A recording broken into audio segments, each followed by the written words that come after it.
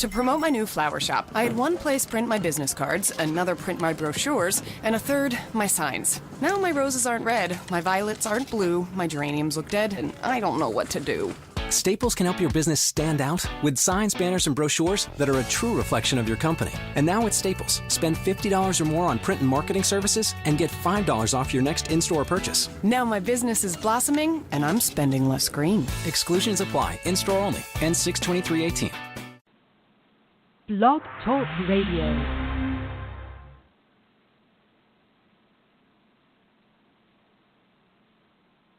For Adam Vinatieri, 48-yard field goal attempt.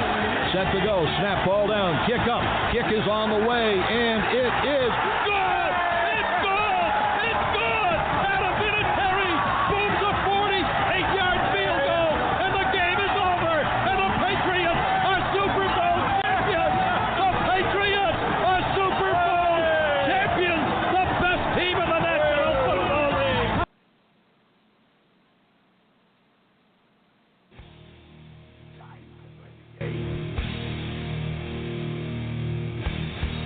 Time to play the game!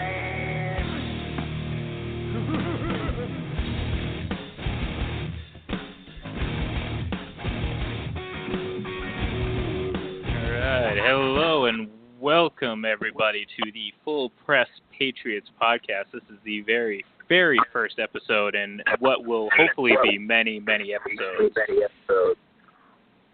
So I'd like to welcome in my co-host. His name is Mike Debate. He is the managing editor of the Full Press Patriots Podcast. And Mike, welcome to the show.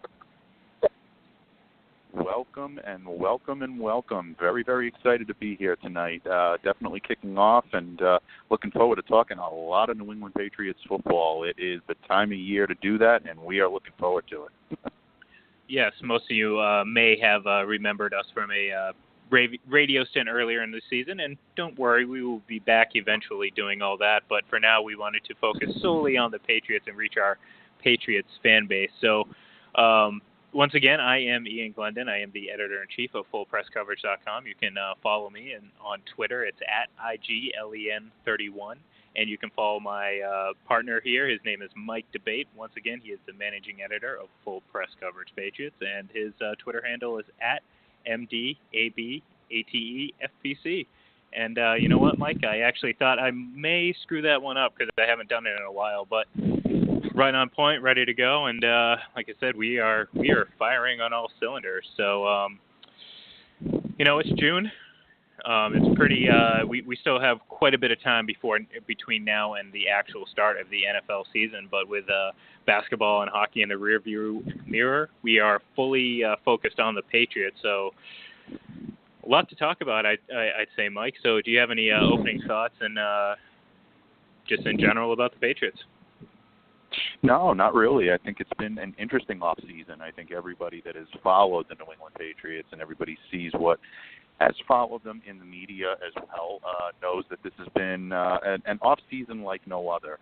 We've seen a lot of speculation. We've seen a lot of uncertainty. We've even seen some anger as a result of maybe what had happened at the tail end of the Super Bowl right up until now. So I think it's been an interesting time up at One Patriots Place in Foxborough, Massachusetts. However, the one thing that you can always count on is that Bill Belichick will be the coach, Tom Brady will be the quarterback, and as a result of that, I just see another successful or relatively successful season on the horizon in New England, despite of all the negativity and the prognosticators of doom really kind of putting their hammers in and, basically saying that, this is it, this could be the end of the dynasty. I don't see it happening. I really, really don't, and I think we probably share the opinions on that. Well, it's funny that you mentioned some of the off-season things that went on, and when I was before the show, when I was kind of thinking about some of the things that we haven't had a chance to talk about, the list was much bigger than I than I actually remembered. Maybe I've just blocked out some of the ridiculousness from earlier on in this off-season, but it seems like some of these things have been years ago, but here we are. Not even halfway through the summer, barely, not even in the summer. I believe the first day of summer is tomorrow. So, and we already have 6-7 different narratives surrounding this Patriots team, so it's certainly no shortage of topics to talk about. But we're actually going to talk about a few, one of which is the wide receiver position, which, it's an interesting position in terms of, notwithstanding the Julian Edelman situation, which we'll dive into a little bit as well. But this is a team that has kind of gone over a little bit of a makeover when you take into account you have two players coming back from injured reserve and two players that missed the entire 2017 season, as well as trading Brandon Cooks. What are your thoughts going into, obviously, we have the long stretch of summer coming up, but training camp is just around the corner. What are your thoughts about the wide receiver position as we head into 2018? Well, obviously, when it comes to the Patriots wide receivers, the first thing that is on everybody's mind is what is going to be the status of Julian Edelman. And I think we'll get into that a little bit later in our analysis, and we'll delve into exactly what happened there and what we can expect as a result of that, or possibly what we can expect as a result of that. But in terms of the wide receiver position, you absolutely hit the nail right on the head. I think there has been a lot of turnover, and there has been a little bit of a makeover. But there is still that core that everyone wants to keep in place, assuming Edelman plays the full season, or if he doesn't, if the suspension does end up holding, he will be there and he will be a part of that receiving core. And that is a huge, huge gain for Tom Brady, because we all know that Julian Edelman is his most reliable receiver, maybe even more so than Rob Gronkowski. Chris Hogan, obviously, is going to be a very big part of that wide receiver core this year. But things are going to be looking a little bit different. You're going to see names like Jordan Matthews. You're going to see names like Kenny Britt, like Cordarrelle Patterson. You're going to see possible roster bubble boys, as I like to call them, maybe Philip Dorsett, possibly Braxton Berrios, who was just drafted, and possibly even Riley McCarron, who might end up possibly making this roster. So there's a lot that is going on with the Patriots wide receiver core right now, but even after they jettisoned Brandon Cooks, there really shouldn't be much panic in Foxborough. I think Cooks ran hot and cold in his only season in New England. His vertical stretching down the field didn't really, I think, work out the way they wanted to. So with Julian Edelman back, whether it be for 16 games or whether it be for 12 or, with injury, who knows, I think really that in essence is actually an upgrade for the Patriots, getting Julian Edelman back in the fold. Losing Brandon Cooks, but having Julian Edelman, to me, is a much bigger addition than even the addition of Brandon Cooks was last year. So I'm liking the Patriots roster this year and how they shape up. What are your thoughts? So I actually I wrote something today because I saw it. I actually heard it on the radio, but Eric Decker had said something, mentioned that New England would be a great fit for him.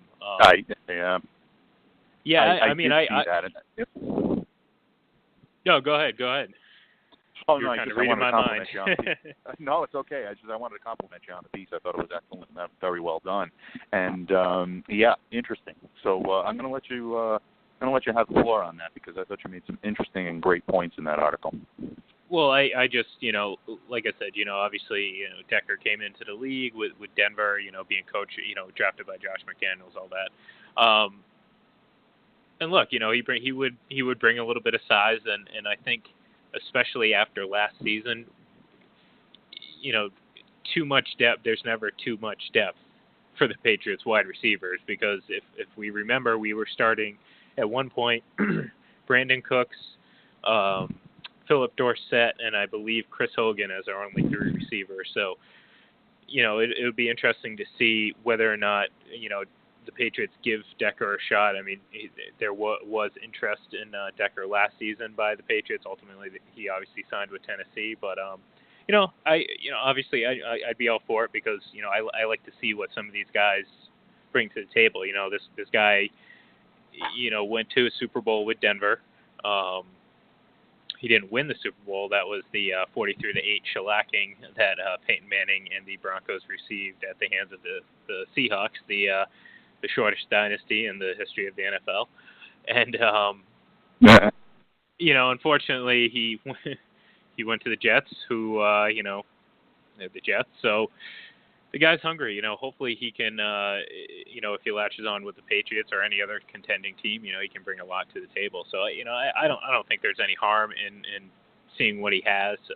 He was, you know, fairly productive last year for Tennessee. You know, coming close to 600 yards and over 50 catches. So, you know, why not? You know, I mean, who knows? You know, we don't even know. Honestly, we don't even know what the hell's going on with Malcolm Mitchell. Yeah, you know, true. we assume he'll be back, but you know, who knows? You know, maybe he starts the season on the PUP list, and all of a sudden you're down, you know, Mitchell for at least 6 games, and then, you know, let's assume Edelman's suspension stands and he's gone for 4. So, you know, who knows? I mean, like I said, they have a lot of receivers now, but I you know, I'm never going to be against, you know, bringing in more players to see. Yeah, go ahead. No, I think it's interesting about Mitchell that you bring up Malcolm Mitchell. It's interesting to me that right toward the tail end of the season last year, there was a glimmer of hope that we might actually see him in the AFC Championship game or even the Super Bowl. Things were shaping up to the point where he looked like he was ready to get back on field, and you just automatically assumed that by the time OTAs rolled around and minicamp rolled around, that he was going to be ready to go and he was going to be out there and be productive and flying up and down the field. During minicamp and during OTAs, he was limited in his activity, and I think that is something to keep an eye on. You know, you mentioned possibly starting on the PUP, and I think that's a real possibility for Mitchell this year. So to bring in somebody like Decker with some experience, with some toughness, he knows how to play in the AFC East. He can be a guy that they could really, you know, rely on and probably not have to shell out all that much and put themselves into cap jail just to sign them. I know a lot of people, when the Edelman story broke, the first reaction was, oh, well, they got to go after Dez. They got to go after Dez Bryant. Oh, no. That'll be the first. Yeah, that'll be the first thing, and that is, yeah, absolutely. Your reaction says it all, my friend. That's exactly my reaction to that when I heard about it, and just really shaking your head, just saying, "Oh no, definitely, this is no, that could possibly be the worst thing that you could do." You know, I think they have way too many in-house options to fill the void. Decker could be a guy that could come in. I don't think that they would consider him because there's too many other veteran options on the market to be able to fill that without bringing in the salary restrictions that Dez Bryant would bring in. So, yeah, I think that Decker is interesting, and he does fit in their system. He does look like a guy that would be able to come in and be productive in that wide receiver core. Not everybody can do it. We've seen very talented wide receivers come in here, Reggie Wayne, you know, Joey Galloway, guys that came in with a lot of pedigree that just could not find their niche in this Patriots wide receiving crew. I think you can even put Brandon Cooks into that slot. I think that it's very difficult for anyone to say that Cooks had a terrible year last year. I mean, he had 65 receptions, he had over 1,000 yards, 8 touchdowns. You know, so I mean, he did have a great amount of impact, but I think there was a higher expectation and a higher output, to be quite honest with you, that was expected of him. I was going to say, I think Cooks actually had fun with his time in New England, whereas I think Joey Galloway and Reggie Wayne did not. They were. It was too much for him. Yeah, you know, they didn't have a fun time. You know, it's unfortunate because you know, maybe they could have added a little bit, but nobody has fun in New England. No, trust me, I don't miss the days of Joey Galloway running I don't think like anybody tree does. trunks as legs, you know, up the sideline. Yeah, I mean, and that's the thing. It's like going back to Dez Bryant, and I'm glad we're on the same page here. No, I don't care. I don't care if he comes, you know, with the veteran minimum, and no, I'm good. I just. And it's not even the off the field stuff, you know. You can live with that. You feel like, you know, possibly, you know, Belichick can kind of keep it under wraps, and the veteran leadership in this team can kind of keep it under wraps. But, you know, the guy has stone hands. He hasn't been able to catch the ball in 2-3 seasons. You know, he's never been a great route runner to begin with. So, you know, it's just skill-wise, I'm good. And like I said, if you're giving me a choice between Des Bryant and Eric Decker, I don't even have to think about it. Right away, Eric Decker is, when you think about it, kind of the prototypical Patriot. He's quick but not fast. He's not short, and that's the one big difference. He has a little bit of size to him. He's 6'3", but he's a good route runner and he has good hands.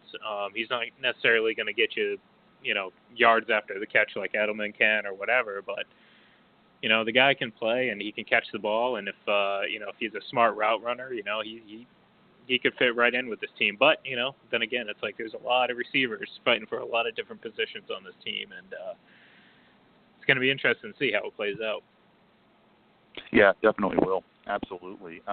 One guy that I wanted to kind of pick your brain on for the last couple of weeks, who seems to be kind of enigmatic in terms of what the appeal is. I shouldn't say what the appeal is. That's really the wrong choice of words. But what his impact could be, coming right off the bat, is Braxton Berrios, who is the draft choice for the Patriots, who seems to be kind of cut from that central casting that the Patriots seem to, pick their wide receivers from. Berrios has a definite attitude of a Patriot. He reminds people that look at him a lot of Wes Welker, Danny Amendola, and Julian Edelman in that vein. Very gritty players, very determined players, guys that seem to be willing to do anything that it takes to ascend to that next level. They obviously spent a draft pick on Berrios, so they got to be high on him. Some prognostications that I've seen lately, though, have him missing the cut in terms of making the 53-man roster. Do you believe he's going to make the 53-man roster this year? And if so, do you think he could have a productive year on the field as a rookie? Well, part of me thinks this could be Austin Carr 2.0. He was the big talk of the town last year, and I'm guilty of it too. We thought he was a type of guy who could slide in and possibly find a role. Somehow make the team, if not find a way onto the practice squad, and that didn't happen. Obviously, he didn't make it to the practice squad, and it's hard to imagine that. And Berrios comes with a little bit more pedigree, I would imagine, but it's hard to imagine that he'll make the practice squad, especially since it seems like every player each year kind of whether they deserve it or not, their stock rises because they're the talk of Patriots town. This is the guy that could barely make the roster, and it's hard to imagine that he will make the roster just because of the depth on this team, and I'm going to, we'll get into it a little bit more, and when we have our guest on later, we'll talk about it for sure, the Julian Edelman situation. But the longer that drags out, it's really, who knows if he's actually going to miss those 4 games. But let's say he doesn't, and he's there for opening day. All of a sudden, you have Hogan, you have Edelman, you have obviously Gronk's going to be out there as a tight end, and you're going to have hopefully Malcolm Mitchell and perhaps Jordan Matthews or Cordarrelle Patterson. So it's they have a lot of options, and I feel like Berrios might be a victim of that. Now that can obviously change with injuries, and if Edelman's suspended, but if Decker is into the mix, then it's tough because Berrios kind of plays that position that Edelman would play, and obviously barring him missing those 4 games, it's going to be hard to see anyone taking those snaps away from him. So it's a good question. I would have to say probably not, especially at this point we haven't really seen training camp, we haven't seen the pads, we haven't seen what they're capable of on the field, and obviously we don't know the conclusion of the Edelman situation as he's appealing that suspension. So I would say as of right now, probably not, but that can change between now and September. Yeah, I'm really, we always end up agreeing, but it's true. It's actually very, very similar to my assessment. I think that he might be the victim of a crowded field, and there's only so many slots that are available. Jordan Matthews, I really think, is going to be an interesting fit for this team. I think he's going to be a great fit for this team. I like his game. I like what he brings to the table. I think he fits well into the Patriots scheme, and I think when healthy, he's a very, very productive wide receiver. So I think that's going to be a very, very interesting move this year for them, bringing him in and being able to get some productivity out of him. Kenny Britt is definitely a wild card in this. The talent is there. There's no question about it. It's really going to be determined as to whether or not he's able to fit into their system. I think mentally, is going to be really the biggest. Is he going to buy in? Is he going to be playing hard every single down? The things that he said in the offseason lead you to believe that this is going to be a big year for him. He seems very dedicated, dialed in to what he needs to do. If he can translate that on the field, I think it's going to be an interesting year for Britt, and I think you may see him definitely not only make the roster, but make a huge impact. If not, I'm sorry, go ahead. No, I was going to say, in his case too, like he at least he has a little bit of experience with the Patriots. You know, obviously he was with the team last year, and right. You know, I think a lot of people just assumed he was going to be a one and done candidate coming off the season, but they re-signed him, and you know, I think it speaks to what they see in him, or at least they see potential in what he can be, because when he was really good, he was really good. You know, he has the ability to put up some big numbers and, you know, be a big target for Brady. But go ahead, continue. I just wanted to interject. Oh, no, that's okay. No, that's fine. That was actually almost everything that I wanted to say. That's going to be a big key as well, and you sort of hinted at that, and that I want to echo that point, is his chemistry with Tom Brady. If he can develop that, and he can, you know, be able to buy into catching passes from the best signal caller in the league. And I'm sorry to say to everybody else out there, I know you and I believe that very deeply, but there are a lot of people out there that don't see that, and we'll get into that in a minute. But he is still the greatest signal caller in the league as far as I'm concerned. And if you can buy into that, and he can buy into catching his passes, this could be a big year for Kenny Britt. You could see a big bounce-back, comeback year for him. Yeah, and that's the thing. I'm glad when you first brought him up and said he is the wild card. That's exactly it, because like he's a guy that, you know, you kind of want to see what the Patriots. Obviously, the Patriots see him every day. They see him at practice, so they're privy to information and stuff that we are not, and most people are not, even, you know, the beat writers. So, you know, we are just looking to see what the Patriots see in him, because we feel like they do. So, you know, it's going to be a fun training camp to kind of see how this all shakes out. And I think going into, you know, when the season ended last year, I don't think many of us imagined that there's going to be this much, you know, overhaul within the, you know, Patriots receiver room. So, you know, like I said, it doesn't really matter who you throw out there and what combination.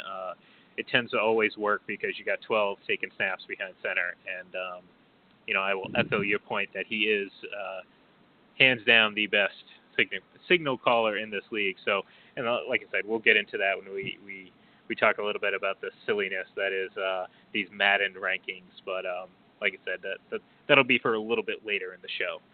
You know, when my angst builds just a little bit more, we'll get into that, because it's very clear.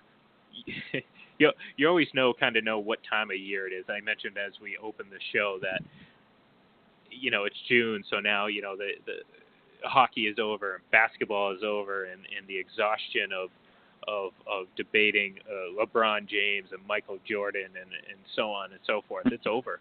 Like, most of that's over. Now we're slowly shifting back into somehow, some way, Aaron Rodgers being better than Tom Brady. But like I said, we're getting ready to have a guest on in just a few minutes, so I don't want to get too distracted, because, you know, I can really start rambling on, and I'll use the next 90 minutes to just do that. So I won't be doing that. But a little bit later in the show we'll talk. So get ready for that because I got some things to say. Absolutely, and let the hate flow through you, my friend. Absolutely, let it fester and let it become. It's funny that you mentioned about the time of year, and I remember right about this time of year last year was when some of those quote-unquote rankings started to come out, and you started to see some of these experts, quote-unquote. I use that in air quotes, and I guess experts is the right word I guess I should be using, come out and rank quarterbacks all time. And, having, Brady outside the top 5, having him, some lower, some even had him outside the top 10. You and I, both know some of the usual suspects that just love to troll the guy.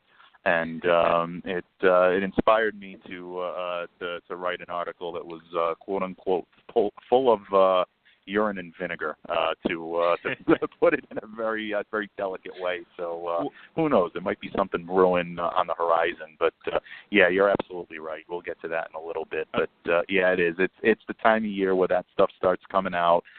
It seems to be, right, and I put that in the article last year, right around this time of year is when it seems to be that Brady derangement syndrome seems to penetrate everybody, and it's like, okay, well, there's nothing to write about, so let's take a jab at Brady and just kind of piss everybody off.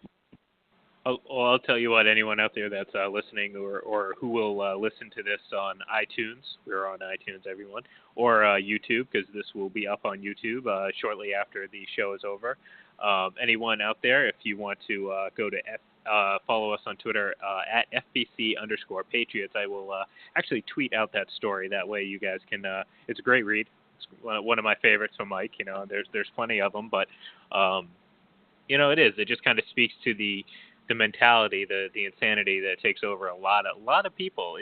They're kind of like the flat earthers of the world. It's just a strange, weird conviction that they have, that they want to convince themselves that Aaron Rodgers, in particular, we'll focus on Rodgers just because he's one of the few that's still playing right now, but that Rodgers is better than Brady. But, like I said, we'll get into that. Right. Yeah, which, like I said, we could have a whole special. Maybe we'll do that one day. Yeah, absolutely. Said in my best Dr. Evil voice, that raw. One of my goals of this show, and like I said, and like I mentioned before, this is our very first full Press Patriots podcast, and we will be live every Wednesday night, 7 to 9 p.m. You can always call us. It's for anyone out there listening, the number is 347-850-1120, and we will open those lines up just a little bit later. But for now, just write that number down, save it, put it in your phone book, and remember to call us every Wednesday night. But anyways, I'm rambling. Going back to one of my goals with this show is to have one of our friends, and I use my quotation marks, in the air right now. Scott Kazmir on here, or Kazmar, Kaz, whatever. Kaz doesn't believe Brady's the best quarterback of all time, whatever his name is. But it would be great to actually have him on the show, so maybe we can work on that. What do you think, Mike? I'm all for it. I mean, if I can keep my emotions in check and keep my language in check, then I think we'll be all right. But yeah, Scotty and I, to quote Dr. Evil again, Scotty don't. He just does not get it. It's interesting. We've Scott and I have had our Twitter back and forths, and I believe I'm blocked by old Mr. Kazmar right now. So you might you might have to okay. You might have to you might have to make the inquiries on our behalf, my friend. But I'll try. It's interesting. It's an interesting thing. We'll see what happens. But I mean, I'm all for it. Yeah, let's do it. Let's bring them on. It would be fun. I'd like to give him a fair shot to plead the case, and I said we weren't really going to get into this, but this is kind of on topic, but you see it all the time, and one of the big things is like people talk about what ifs and actually I heard something from Will Kane actually, of all people. And, I don't listen too much, but, compared to, I think he was on one of the, I think it was ESPN. I can't remember, one of the debate shows, one of those two.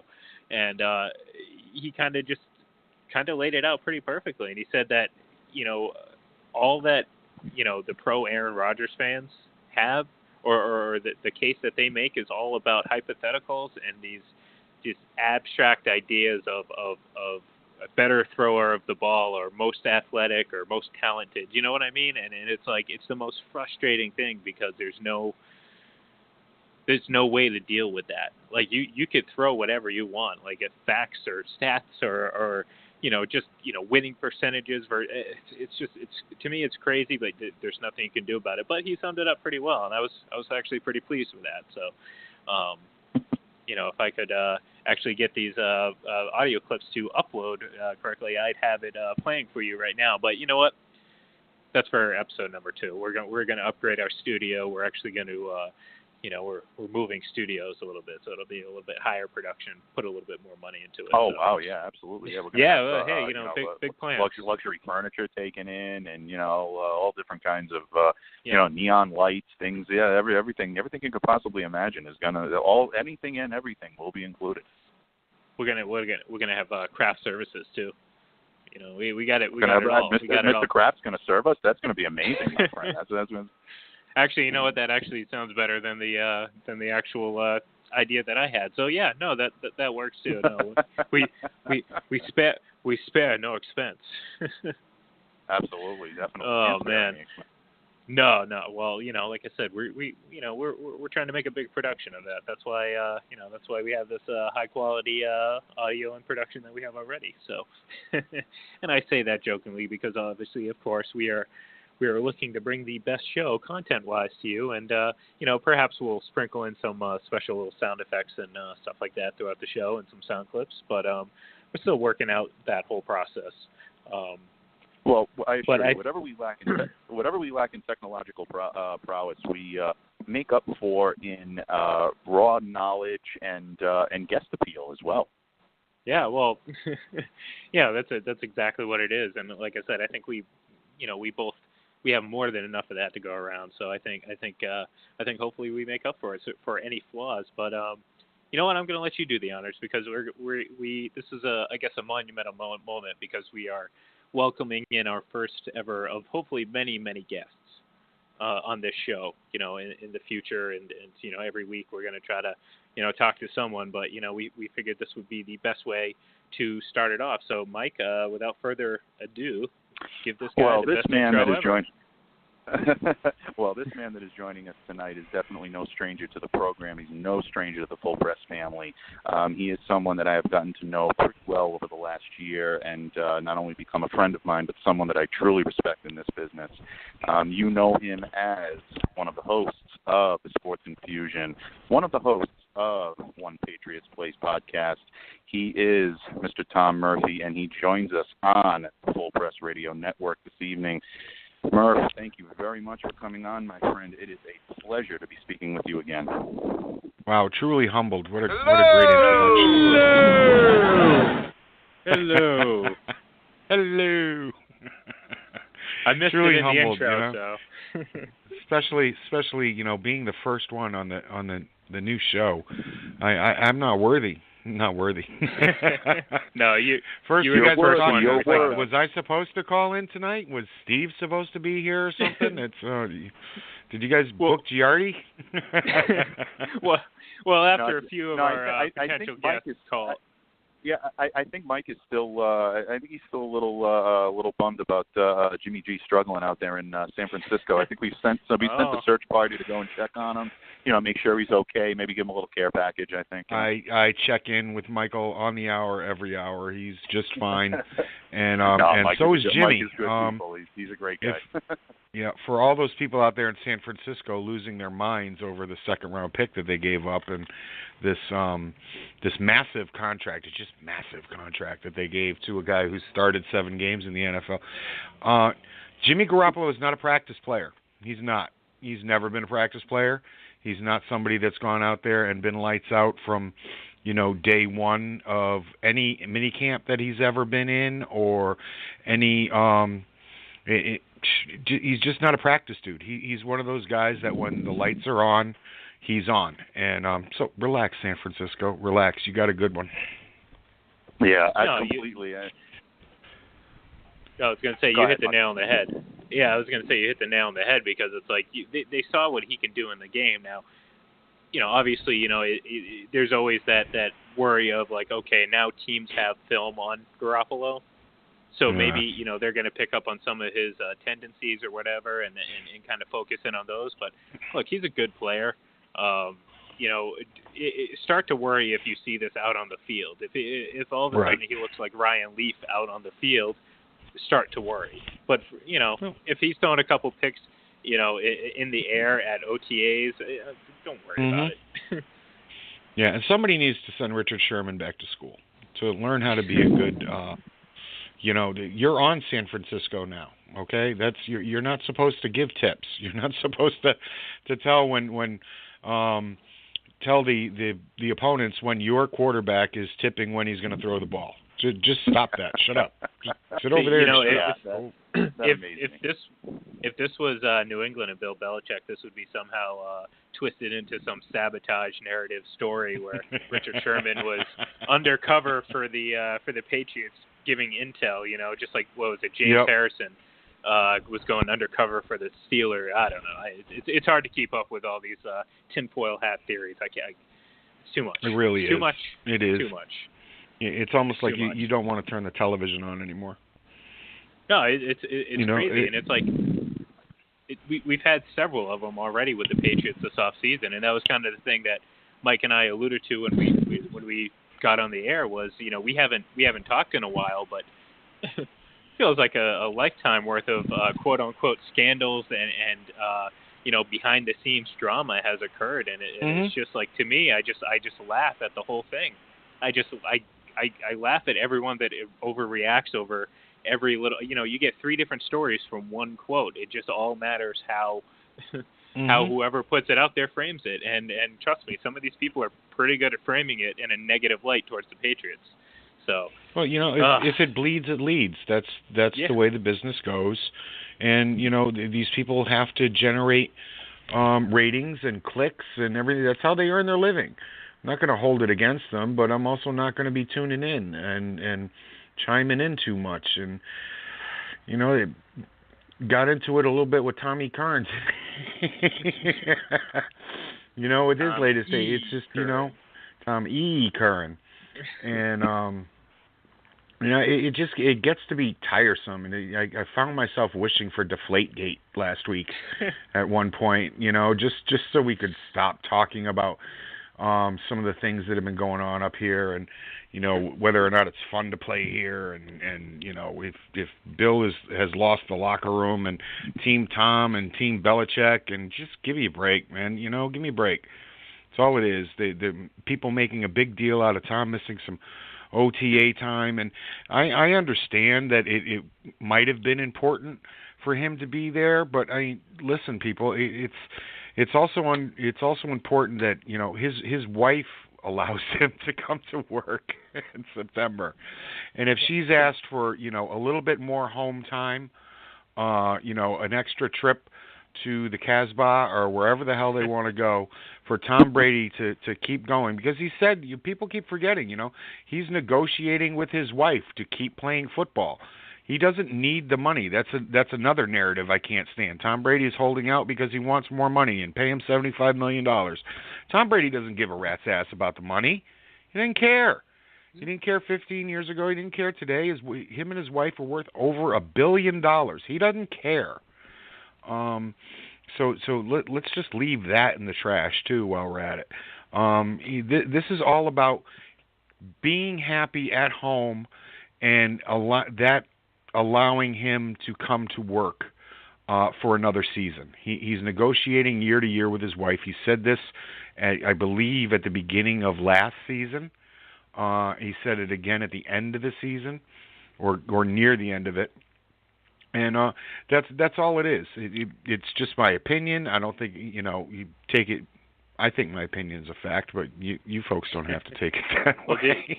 did you put hashtag facts after your opinion? Because that's the only way we know it's facts. Yeah, I know. No, I Damn. didn't. I'm No, not if real it comes good if with it comes from Murph, we know it's facts. No, of course. Thank I kid. I just like to point out the idiocracies of social media whenever I can. That's it. Why not? That's why social media is here, for us to poke fun at it. Oh, and then it's great because like you see the hottest of. I mean, like people legitimately think that Belichick purposely sabotaged, and by people I mean Skip Bayless, actually believes that. But still to this point that there was a mandate. I think that was this round of Patriots drama. I don't remember now. It's all muddled together. But a mandate he's still talking about, and Belichick purposely sabotaged the Super Bowl by not playing Malcolm Butler, and it's just like. How? And it's like, I was so exhausted after all that ESPN coverage of the Peyton Manning PED story. Do you guys remember that? Oh, wait, no. No. Oh, yeah. I'm sorry. It didn't get covered at all. We know. No. I think on NFL Network they were talking about basketball and LeBron James. Yeah, on NFL Network they were talking about J.R. Smith at the same time that broke. Because that's relevant to the NFL. That's relevant to the NFL. Not the fact that their still poster boy was, just outed his he's sitting there, and I don't care, folks. I really don't. I don't care what anybody ladles into themselves to stay on the field. If Tom Brady could ladle something into himself to stay on the field till 50, fine. I don't care. It's just the hypocrisy. Yeah. It's just the downright hypocrisy that, 60 Minutes does stories about air pressure and the ideal gas law and shit, and this guy's having, human growth hormone shipped to his wife, and then, it comes out in court documents that, yep, it was for me, but that's not a story at all. It's not. So. Well, it's that and the fact that he sent like two of his guys to kind of.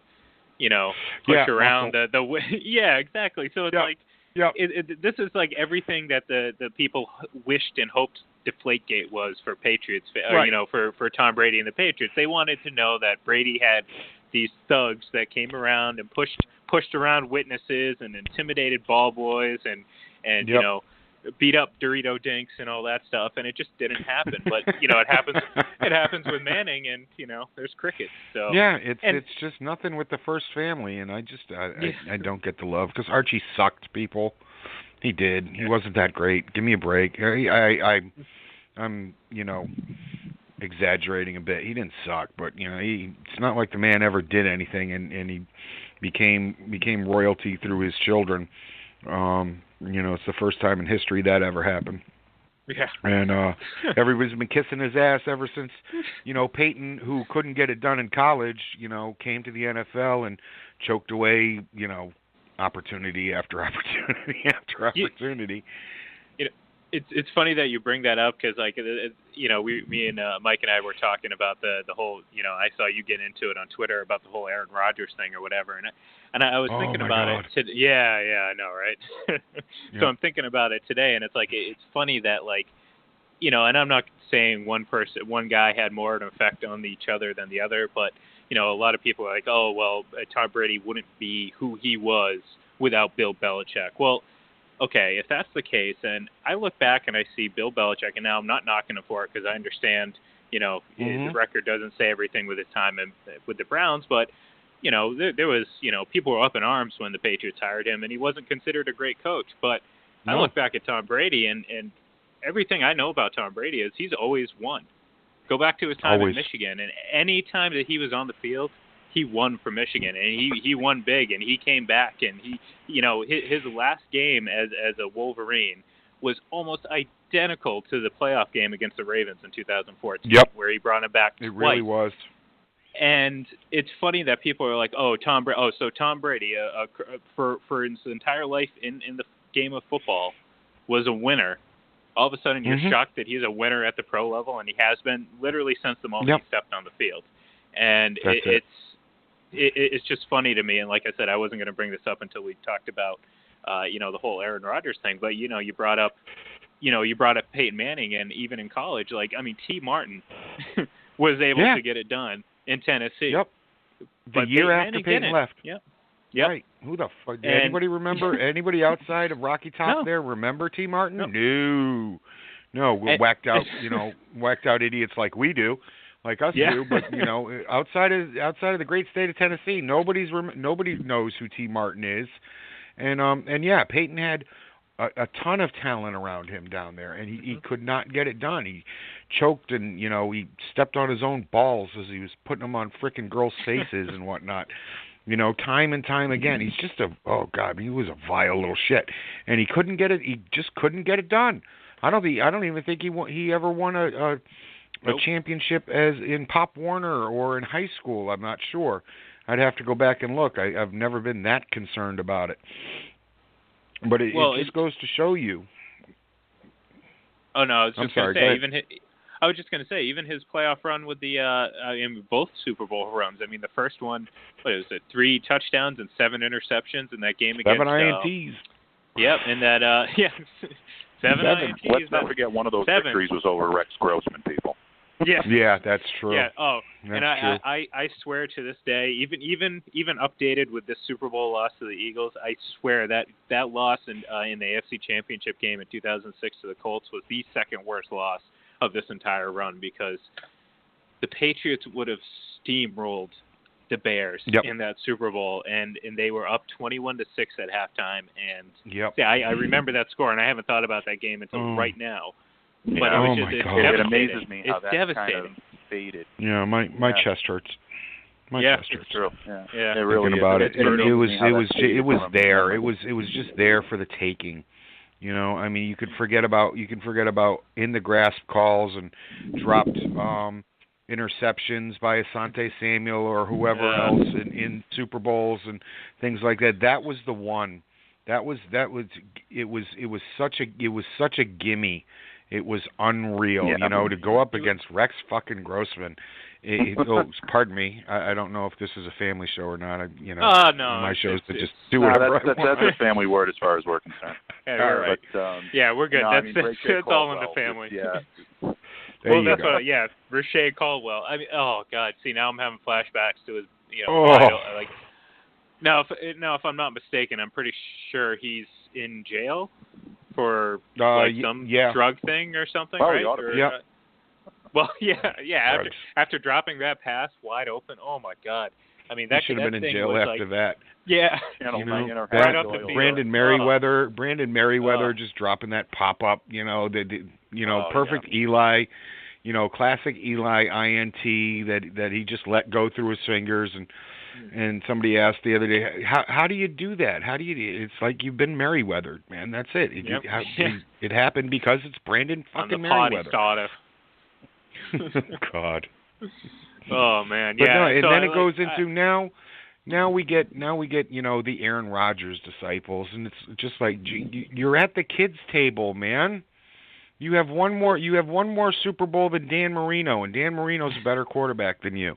All right, congratulations. You can chuck a ball farther than anybody I've ever seen. You roll out of the pocket beautifully and throw it up. And for some reason, when there are 7 guys around around one of your wide receivers, they come down with it in the end zone. Hail Mary, full of grace, the Lord is with thee, and the Packers win. Aaron Rodgers has a sub-500 record in the playoffs since his Super Bowl victory in, what was it, 1978? It's been a while. Thank you, Mark. It's just, give me a break. At the end of the day, it's all about winning and winning those rings. And anybody, for a long time, the only person that you could bring up in the conversation was Montana, and now you can't even do that anymore. You really can't. He's been to 8. He's won 5. This is a man that has 10 playoff losses in his career, and 7 of them came in the Super Bowl or the AFC title game. All right, and you're trying to compare him to guys who've been one and done 9 times. 9 times. 9 times. Yeah, 9 times. And it's over, man. Just stop doing it. And now it's Aaron Rodgers. I mean, a few years ago, I had I'm a huge fan of Russell Wilson. I think Russell Wilson is an amazing quarterback, and I thought that he might have had a chance to get to 4, but that's done too. It's just over, because it's so hard to come back year after year in a salary cap era when you have to everything is fixed to make it balanced for everybody, and unfortunately it Cleveland just can't frickin' figure it out. Yeah. And I feel bad for the fans of Cleveland.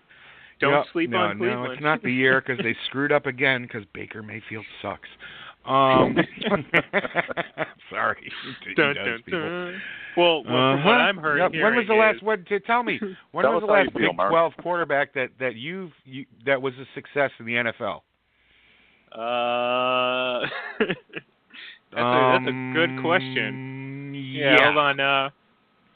We only have a 2-hour show limit, so I don't know. Yeah, we might have to get back in the morning on that. We might have to take that one away. Yeah, we'll cover that next week. It's not happening. It's not. He's short. No, he's short. Give me a break. No, it's not happening. Can't even get away from fat, Krispy Kreme eating donut, frickin' cops on at midnight, and no, on campus. Everything is just campus cops. It's terrible. It's just not going to happen. I warned you all, and you didn't listen to me. God, why don't I run an NFL franchise? That would be fun. Well, give me a couple would you years. steer the Browns in the right direction?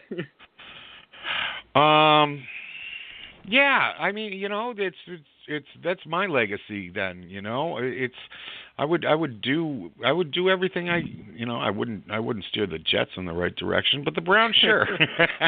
Yeah, I might actually sabotage the Jets if I were to take over that. I might take a page out of Skip Bayless's book. I'd ask Woody for all the advice he wanted to give me. Yeah. I could see that being like a Vince McMahon NWO type thing where I'm gonna kill it. Yeah. I think we might have lost Murph. I know he's not a wrestling guy. No, that's why I didn't give him the class. Not since the classic I was 12. intro. No, we'll steer back a little bit to that whole Brady Rodgers thing, because I think it's funny because there's plenty to talk about when it comes to that, because you got all the people that and I told Mike before you got on that that Will Kane actually said it pretty well. They use hypotheticals and abstract concepts and references to say that Rodgers is better, i.e., well, if Rodgers had Belichick, he would obviously have made it to 7 more Super Bowls and won right. 4 more, and it's like they make these ridiculous jumps, and then it's like you can't argue with it because they're like, well, he's the most talented thrower. It's like, look, Michael Vick had a better arm than Aaron Rodgers. I could see that guy flick his wrist and throw the ball 80 yards down the field effortlessly, and he could run. So don't tell me this is the first time. And that's the other thing. It's like this is the first time you've ever seen it if you're 18 years old, and this is the only thing you've ever seen, because Michael Vick was not relevant fewer than 10 years ago. So, it's funny to me, and it's like I can't help but get myself involved sometimes, and I just know it's just going to build and build, because I guarantee you, like the horde of Packers fans that have been incredibly, incredibly silent to me on Twitter the last couple months are going to start poking their head out of the woodwork and quoting in Aaron Rodgers' first 8 seasons he was this and this. He has, God forbid if he ever loses that touchdown to interception ratio thing, I don't know what they're going to do, because that is their fallback go-to #facts argument that no one can touch, and it drives me crazy, because I don't know. It really does. And then I have to just sit back and listen to all the garbage about Tom Brady is a system quarterback. And I keep telling you people, Tom Brady is the system. Okay, that's the system. Okay, well, hear one more person talk about dink and dunk when Tom Brady has the highest, passer rating on balls thrown down the field and the highest completion percentage on balls thrown downfield in the NFL at the age of 40. You just sound stupid. You do, and you guys know me. I hate stupid more than anything else in the world. I hate stupid. Stupid, and then wasted talent right after that, and then, the New York Jets, and then the Dolphins, and then the Yankees. Yeah, God. Yeah, that's a pretty good hit list right there, Murph. I got to be honest. Yeah, I was going to say that's pretty solid. That's not bad. I don't even hate the Bills. I just feel bad for them. I can't argue just with piling that. on. You got to live up there in upstate New York already. Toronto's right across the river, and wow, it's a real city over there. But no, we're sitting here with these dildo throwing frickin' I remember that. Parking lot sex having sycophants that bad. 2 words. All right. Absolute. There you go. Yeah.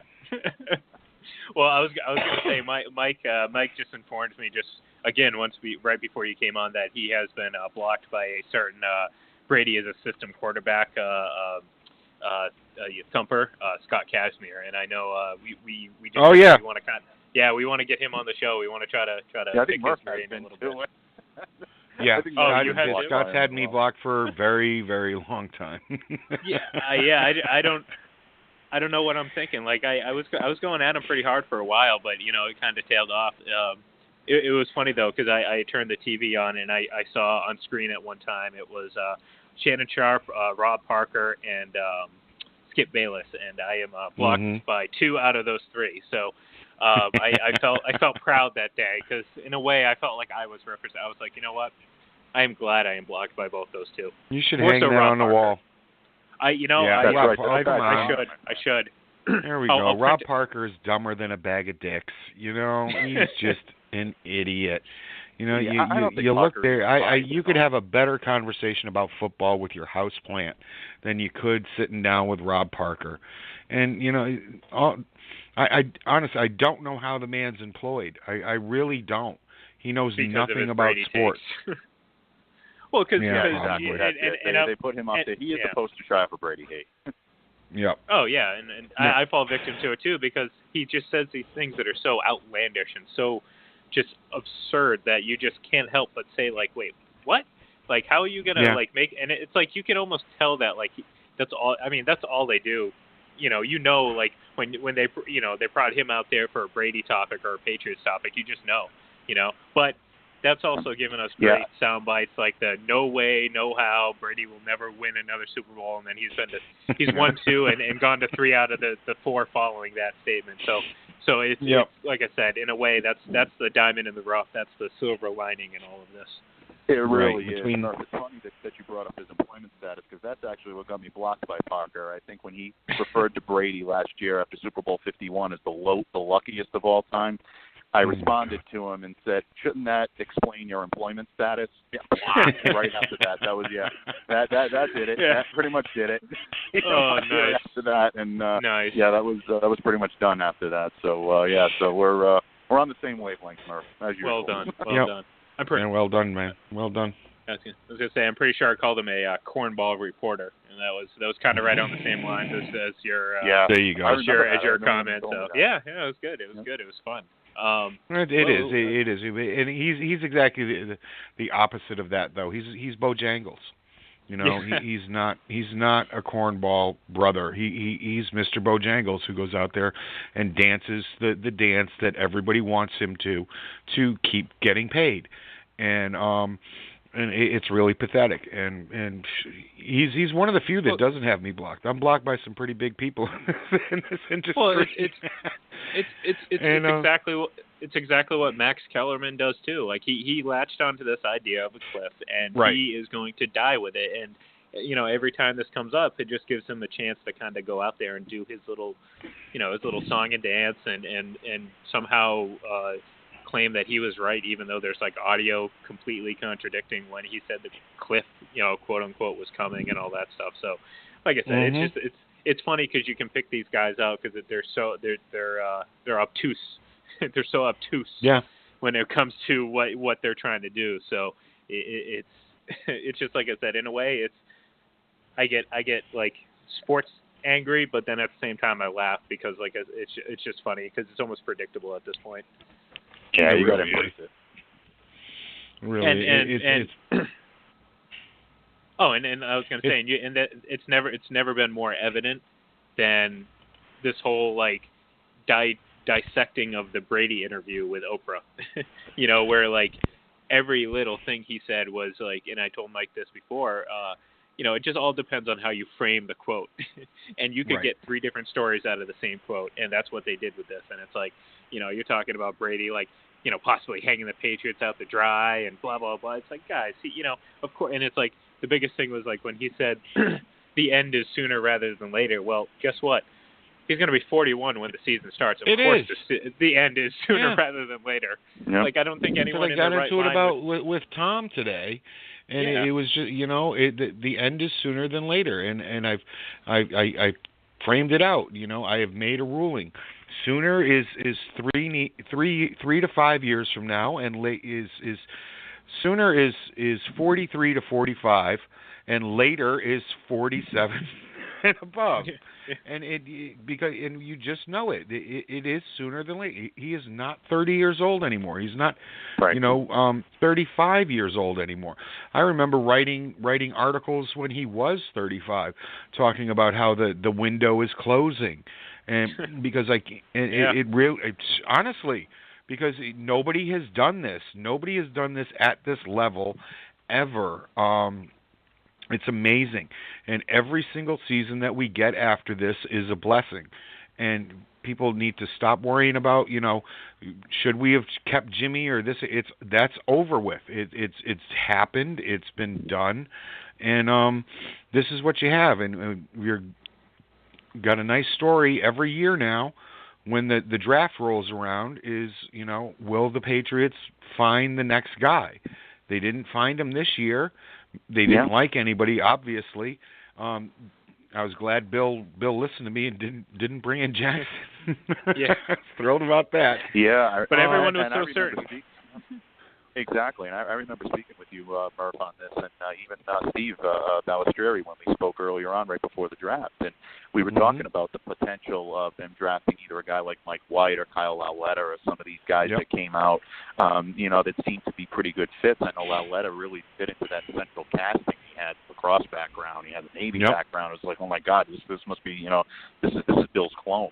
It's like his mini-mate is the guy that he wants to bring in. But I think what it proved is that the Patriots are going to look at the best possible fit for them. They're not going to pull the trigger on something that's going to make them uncomfortable. And I think that's really the essence of the case when it comes to Jimmy. And I think a lot of people are missing that. And they take a look at it. They overreact to how well he's doing, or the fact that, you know, if Brady walks away and he screws the Patriots, oh, well, that's terrible that they did that. He forced Jimmy G out of town. More evidence that comes out on that shows that Brady did not force Jimmy out of town. What forced Jimmy out of town was the fact that time to offer a quarterback that was ready to start in this league, bottom line. And I don't think there's really anything out there that has deviated from that. So, you know, with Tom, you're absolutely right. This brings in his prognostication to play until he's 45. I think as long as he's still loving it, as long as he's able to do the training and the preparation, as long as he's willing to make that commitment, I think that he's going to be out there. He does have some other things happening in his life, and I know we touched upon this Sunday night when I spoke with you and Pamela and Brad. You know, he has children, he has a wife, he has a family, he has, for the first time, maybe outside interests, things that are not football related that he's got his eye on. So he's going to want to take advantage of that sooner rather than later. There's that catchphrase. But I think as long as he's still able to do it, he's going to be out there. And I don't think it's going to be – a lot of people are saying, oh, well, win or lose, I think he hangs it up at the end of the year. I don't think it's that cut and dry. I really do. I think even if they win this year, I think there's still a good chance you're going to see Tom Brady back there next year under center if he still has that drive and that commitment to do it. And also it's his outside business. What was one of the most annoying things, guys, about Peyton Manning during his career? Commercials. Papa John's Pizza. Right. Thank you. Cut that meat. Is the fact that Peyton Manning would be there for the opening of a funeral shop, a funeral You're my home. favorite insurance adjuster. That's it, man. And how often do you see him now? When was the last Never. time that you hummed, chicken parm, you taste so good? Because when it's over, it's over. He knows that if he wants to become this guru of the TB12 method, he has to do it now. He didn't do it for the first, 17 years of his career. He wasn't out there. He had his print ads, and there was stuff here and there, but it wasn't in your face. It wasn't all this television stuff. It wasn't these interviews. I mean, he'd go on Letterman or something like that after a big game, or Saturday Night Live when they would have the winning Super Bowl quarterback on. But he wasn't out there the way Peyton was. He wasn't out there the way some of these other guys are. And when the spotlight turns off on your playing career, that window closes.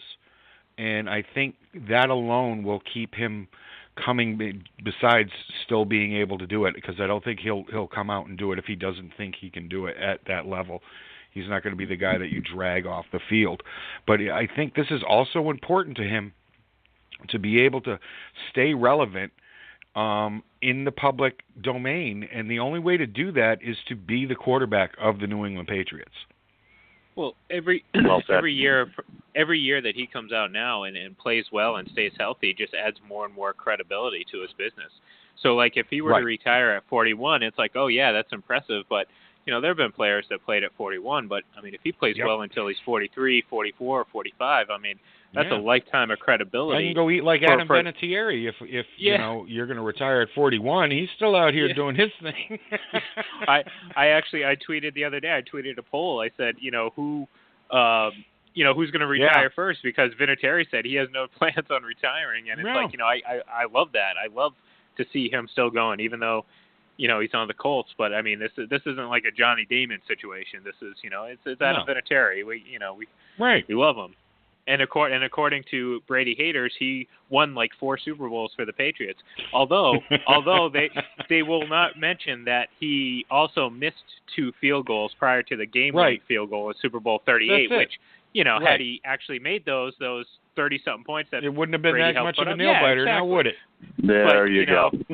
hashtag facts, man. Hashtag That's facts. Hashtag, check, do your homework, people. Yeah. And I brought that up. Job. I brought the same thing up a few dozen times. It's the way of. But he still made those clutch kicks, and Tom put him in position to make those clutch kicks. It's not like he was shooting balls from 63 yards out, folks. Tom did what he had to do to get his team in position to win. When he needed 3 points, he went and he got the 3 points. When he needed 8, he went and got the 8. Twice. And he went and got the 8 twice.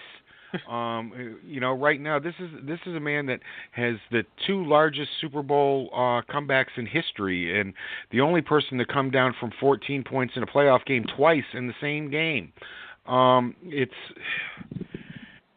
It's beautiful. I am so glad that we have been alive for this, and I'm going to enjoy every single minute of it, because Mike's a little bit young. You're a little bit younger. I don't know when you guys became Patriots fans, but but definitely it was in the 80s, in the late 70s, early 80s, and we can tell you, folks, it wasn't always this good.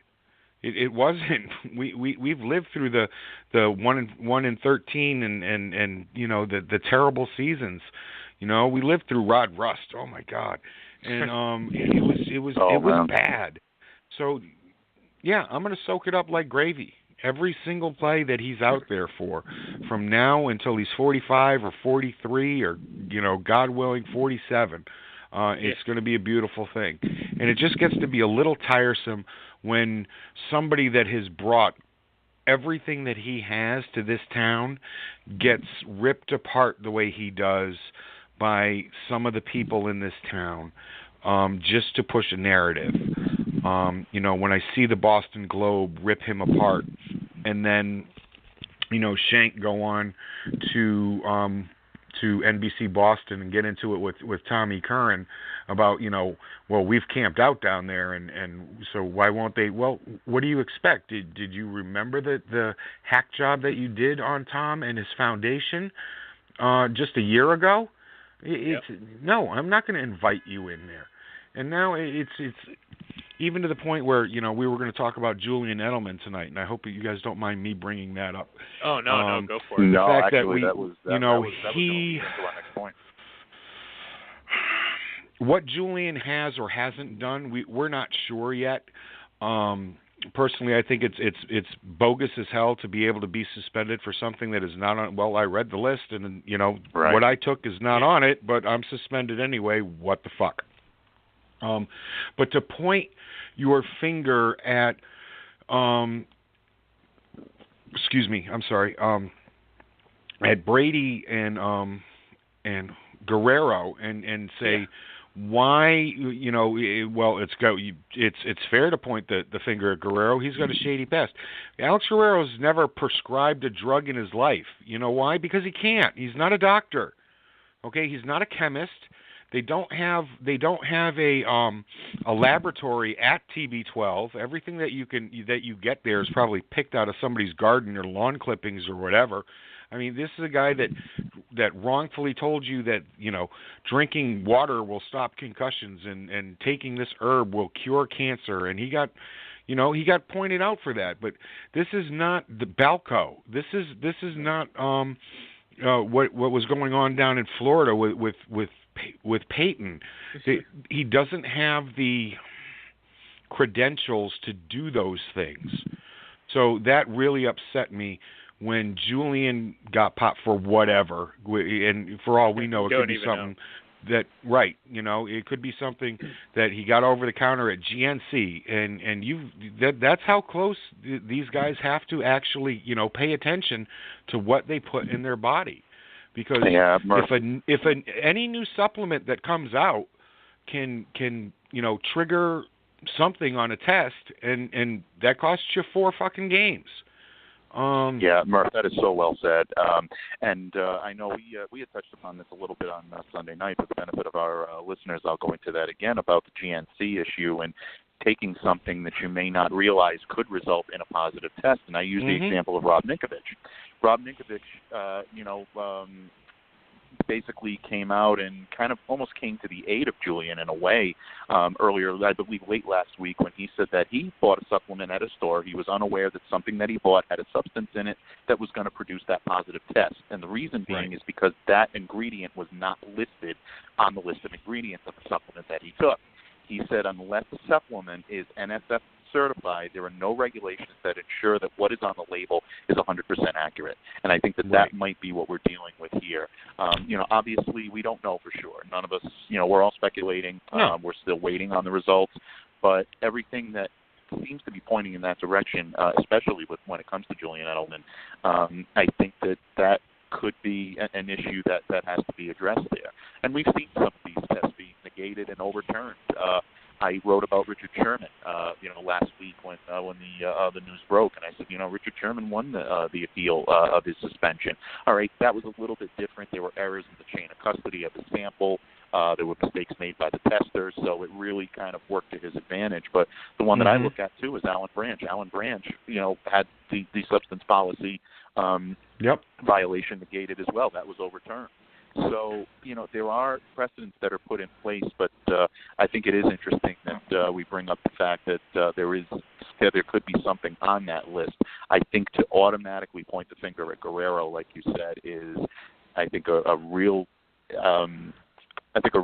asinine rush to judgment. And it is. I applaud you for calling that out. Thank you. I'm not the first person to do it. But I'm the largest because I am 11 feet tall and I weigh 1,400 pounds.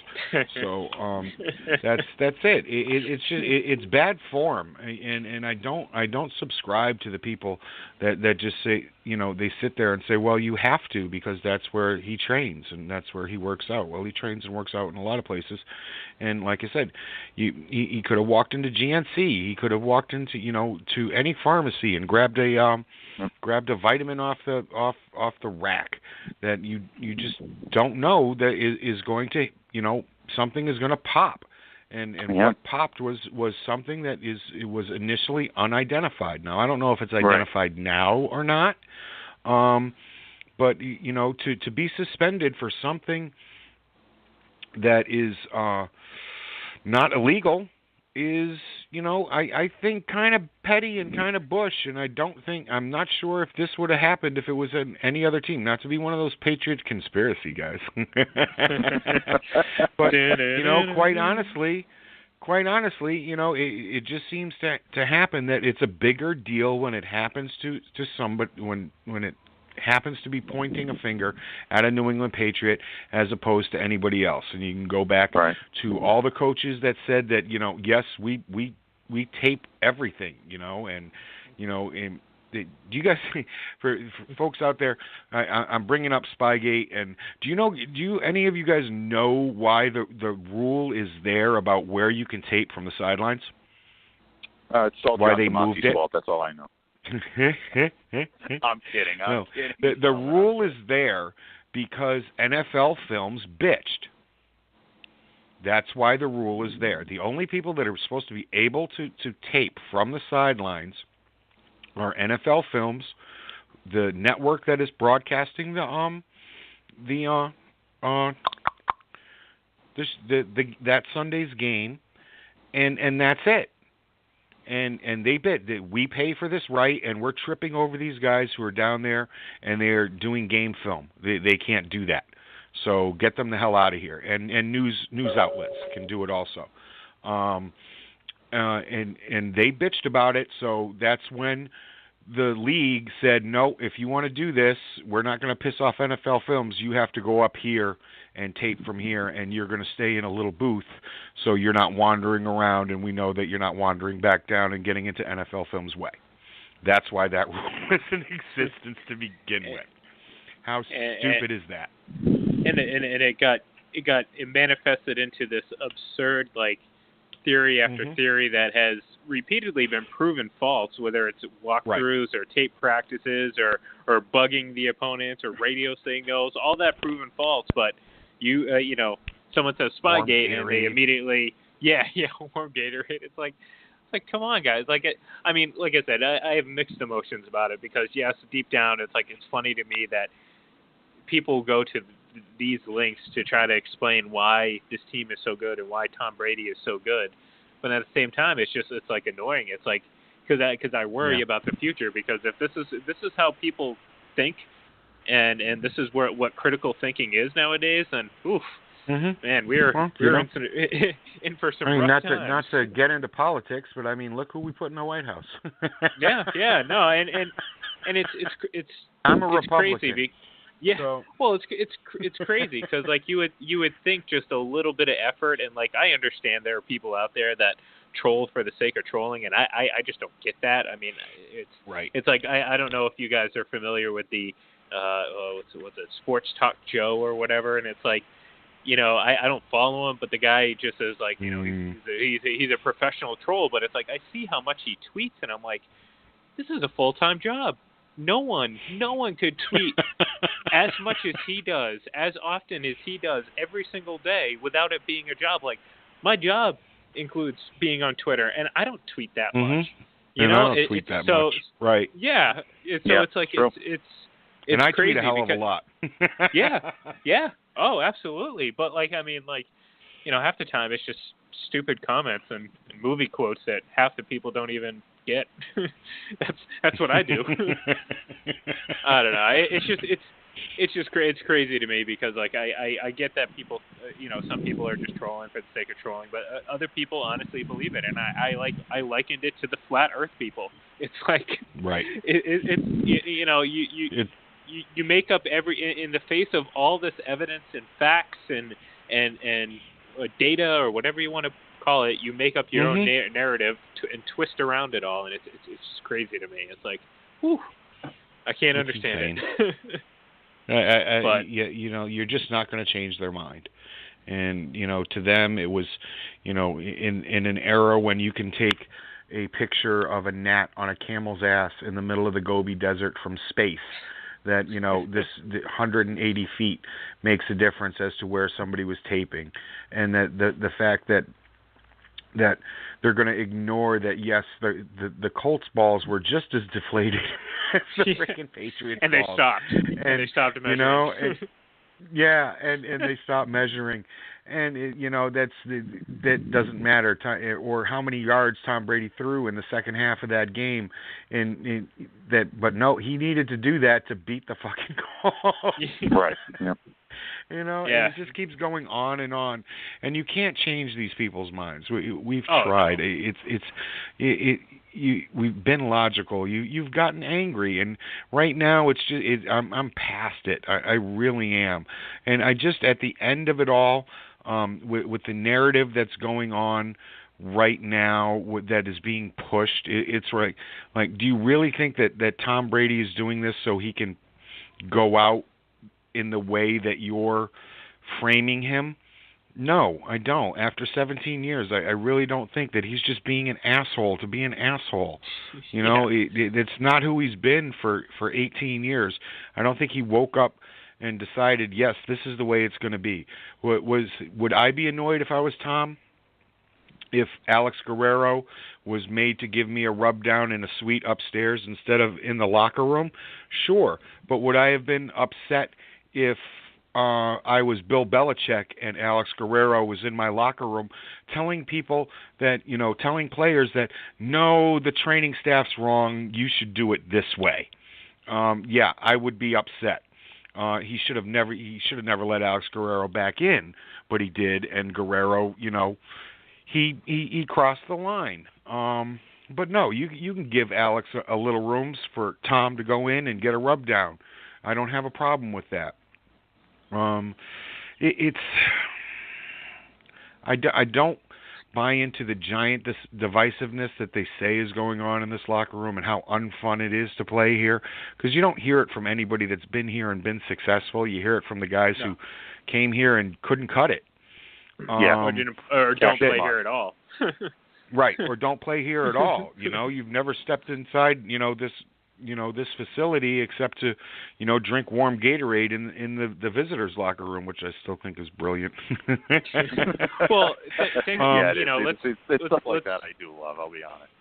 We'll keep on the theme of logic, and if you're someone who believes that the Patriots get into all these hijinks and always break the rules, and you also believe that they also have this incredibly unfun locker room and they hate their coach, then why in 18 years have we not heard a single word from any former player ever coming out saying, like, oh, yeah, the Patriots bugged this team, or they messed with the radio, or they were filming and stealing playbooks, and they ordered a walkthrough tape.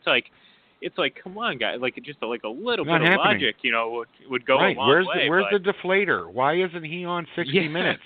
Or you don't think Inside Edition? This is the thing that kills me. TMZ? Is the fact that everybody says that with that situation. Well, they didn't make him available again to us. Well, why didn't you go up to fucking New Hampshire and knock on his door? Or after Vermont. 4 times. I forget where it is. Yeah, after 4 times. Just go knock on his door and, ask him whatever questions you want. No reporter has ever done that. No, he hasn't sat down and done an Oprah thing saying, "Yep, this is it," because the offers for the money has been out there, and I really find it highly unlikely that he is still living his lifestyle the way he is and getting payoffs from Tom Brady or Bob Kraft. I was going to say, short of Bill Belichick or Bob Kraft being a head of some Italian mob family, or in Belichick's case, some what is he? He's whatever his nationality is. I'm blanking on it right now. But anyway, short of that, it's just not possible. Unless they somehow garner so much loyalty despite stabbing these people in the back. If the narrative is true, obviously none of us believe it. But so it's but you could say all that to someone and they'll just be like, well, deflator. It's like, that's it. So, but where's the book? Which begs the question. Somebody would have written a book. Yeah, in 18 by years. now, absolutely. The book would have been written. Someone would have went up to Mike Reese and said, "Hey, do you want to write a book?" Mike would have said, "Okay." Nothing against Mike Reese. We love Mike Reese, but I just used his name. He's A-okay in our book. and yeah, it's not out there because the story isn't out there, and they know if they put it out there that they'd be getting sued for libel because that's the way that the world is. You can't you can't go out there and lie about private citizens. You can, if you're in the government, you can go out and lie, but if you're a private citizen, you can't lie about another one. So and you guys hit the nail right on the head. It's the guys that couldn't cut it that. I'm sorry. No, go for it. Oh no, it's the guys that couldn't cut it are the ones that they're giving the narrative to. I mean, you saw it with Cassius Marsh late last week, earlier this week, where he came out and said, "Oh, it's not fun over there. I was miserable. I was this. I was that." You had Lane Johnson over there and Philadelphia talking out of his Yahoo, but when you look at Marsh, you say, "Oh, well, Marsh has been there," but you also take a look at it, and I found it very interesting that Jeff Howe of the Athletic Boston tweeted out very shortly after that story broke that, "Oh, well, I talked to him when he was here, and he didn't seem to have a problem with it while he was here." And the quote was basically like, "Oh, I'm loving it here. It's great. It's good. It's a great environment." And now all of a sudden, the narrative is negative because he had a little meltdown and basically acted like a petulant child, and Belichick wasn't going to have it anymore. Right. It's just, you guys hit the nail right on the head. It's the guys that can't cut it that are going to come out there and they're going to say what the public wants to hear. Because what is it? It's going to get Cassius Marsh's name in social media. It's going to get it in the media, and it's going to get it out there. Because let's face it, he isn't exactly lighting up the highlight board with his repertoire of highlights. So he's got to get his name out there somehow. This is a good way to do it. Bash the Patriots, and you'll get a lot of plays. Well, he did. I've seen him do a good Ric Flair impression when he does the face bump flat on the mat. That one time where he was getting a good look at the field. After a one of his many stellar plays with his brief stint in New England. So it's exactly it. You got guys who were unsuccessful. It's like Reggie Wayne. Even I can't remember exactly what he said, but he said some different thing. I wouldn't say negative things, but not so bright and shiny things about his time with the Patriots at one point. And it's all about the narrative, and it's just something that people will believe. It's like for some reason all of a sudden going back, like I said, coming full circle to someone said Aaron Rodgers is the best thrower of the football. Like, what the hell does that mean? But people say it and they latch onto it. Like, I mean, it's just like and every time people say it, I ask, I'm like, what does that mean? It's like, oh, well, he can run to the right. It's great, awesome. He can do that. It's awesome. Good for him. But what does that mean? And no one can explain it. And it's kind of like it's like, oh, so the Patriots are having so much fun, but they're winning, and all the players that have spent any significant time there say they're having fun. So which is it? And they'll believe the person who said the guy who spent 3 weeks. And a little bit of time face first into the grass, who says that it wasn't fun. It's just it drives me crazy.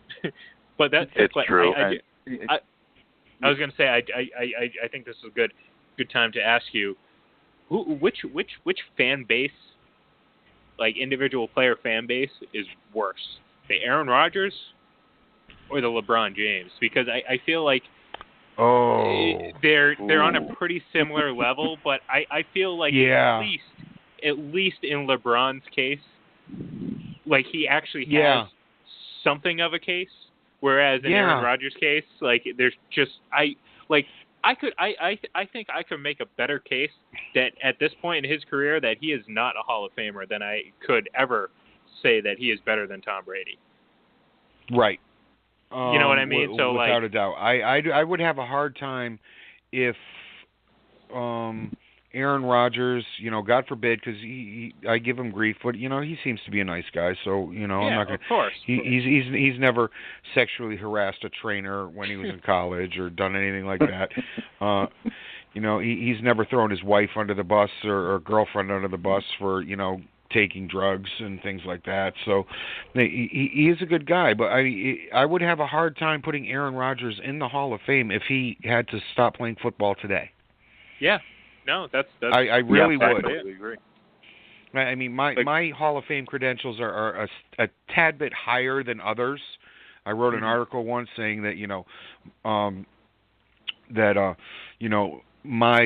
my Hall of Fame book on the side of my bed is not yours, and you can get into it by being a great passer or winning a lot of championships or not winning any championships and being a great passer, and it's different for everyone. But I really would have a difficult time putting him in the Hall of Fame right now. If LeBron James never played another game in the NBA, he's a Hall of Famer.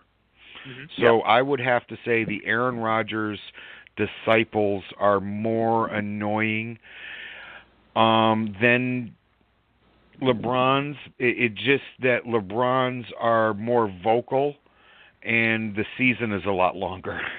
Yeah, very true. Yeah, very well true. put. It starts in September and it doesn't end until June. And with the Aaron Rodgers, you said it yourself. They've been kind of quiet. They've been a little quiet.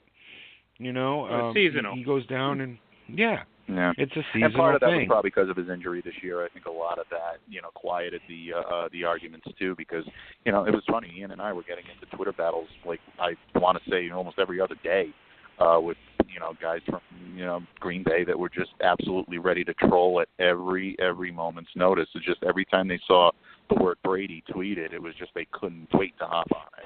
And I'm sure that's going to come back up this year. Yep. Oh, it's going to start. It's already starting. Like you can see it pop up, and like they have the whole Madden thing. And look, we're not going to sit here and debate Madden rankings because it's stupid. It's fake. It's make believe. Right. Like it's dumb. It's dumb if we're actually going to sit there and physically rank Madden. But if we're going to use that as a jumping off point to debate why it would, and it has been. Yeah. Well, it's like why would Aaron Rodgers be ranked higher than Brady? Like, okay, it's not a lifetime achievement. Okay, if we're talking about what have you done for me lately? Okay, last season Brady was the MVP. He was the best player in the game, and it's like, right. He's ranked low. It doesn't make sense, and it kind of speaks to the. I just don't get it. Like, I don't understand how, and it's the strangest trajectory that a potential greatest of all time has ever taken. As he was compared to Peyton Manning. He surpassed Peyton Manning. He was compared to Joe Montana, and then at the same time went back to being compared to Peyton Manning at the same time, beat both of them, Yep. And now all of a sudden a player that has accomplished less than all three of those guys is now better. It's just like, wait, what? Like the only thing that's been consistent in the past 20 years about this debate has been Brady's involvement. So it's like, okay, like, and now you're going to tell me that, and you're going to tell me that a 33-year-old Aaron Rodgers is all of a sudden going to accomplish all that in the last part of his career, when it's like he hasn't, he has a losing playoff record for the past 8 years now. So, right. So I don't know. It's crazy, but hey, logic is lost among a number of people. But I do like to draw the comparison between the two players. Although, like I said, the first time in my life, it's I'll amazing. give the edge to LeBron. It really is. And going back to our good friend Discount Double Choke over here, Tom Brady threw for what 40? What was it? How many yards did Brady throw for last year? 4,500, we'll say. Yep. Close to 4,600 yards at the age of 40. And Rodgers has done that once in his entire career. It was back in 2011. And he's had other 4,000-yard seasons and everything. And doing it with the people that he's had around him, Tom, it's just mind-boggling. Just mind-boggling. I mean, at one point in time in his career, did he have a wide receiver that allowed him to put up those kind of numbers? And he does it year after year after year, no matter who is out there. And now people, well, you're doing it with Rob Gronkowski. Okay. Well, that's great. And Rob's probably the best of all time, but he's done it without Rob Gronkowski. And people say, well, you're doing it with with Julian Edelman. Well, yeah, he's done it without Julian Edelman too. So and Julian Edelman was a 7th-round quarterback. Like, Yep, exactly. Guy didn't have this huge wide receiver Right. pedigree coming in, and it's crazy. Yeah, It's this argument always raises my ire, and then there's a big reason for that is because it's always about all the weapons that Brady's had. I mean, take a look at what this guy's done with the weapons that he's had or lack thereof throughout his career. I mean, he started off with guys like David Patton, David Givens. I mean, these guys were talented receivers. I mean, I'm not going to knock any one of them, but they're not going to Canton anytime soon. Any of these guys. you put all Brady the Gabriel. Right. If you take all of the wide receivers that Tom Brady had to work with while he won during his first run, during the first 3 that he won. Okay, you take all of those wide receivers and the touchdown passes that they've caught, they do not equal the amount of yardage and touchdown passes that our friend out there in San Francisco, Mr. Stickum, put up. Combined, they are not Jerry Rice. Yeah. Okay, he had an elite wide receiver for a couple of years, and that was it. That was really it.